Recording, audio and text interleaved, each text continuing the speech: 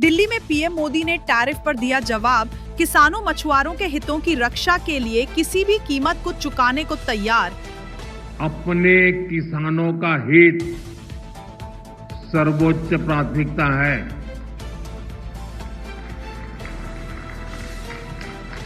भारत अपने किसानों के, पशुपालकों के और मछुआरे भाई बहनों के हितों के साथ कभी भी समझौता नहीं करेगा।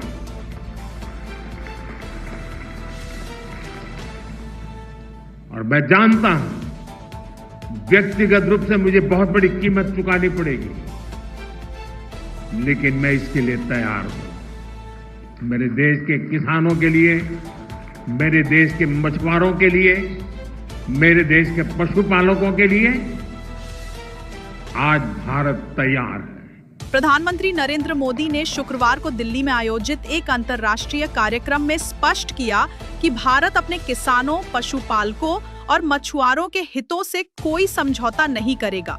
ये बयान उन्होंने प्रसिद्ध कृषि वैज्ञानिक डॉक्टर MS स्वामीनाथन की जन्म शताब्दी के अवसर पर आयोजित 3 दिवसीय वैश्विक सम्मेलन के उद्घाटन सत्र में दिया। प्रधानमंत्री मोदी ने कहा, हमारे किसानों का हित सर्वोच्च है। भारत अपने कृषि, मत्स्य और डेयरी क्षेत्र से जुड़े लोगों की भलाई को सर्वोपरि मानता है। अगर इन वर्गों के हितों की सुरक्षा के लिए मुझे व्यक्तिगत रूप से भी कोई भारी कीमत चुकानी पड़ी, तो मैं इसके लिए पूरी तरह तैयार हूँ।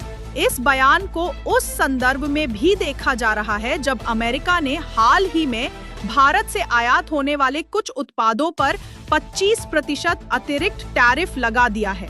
ये निर्णय भारत द्वारा रूस से तेल खरीद जारी रखने के चलते लिया गया है।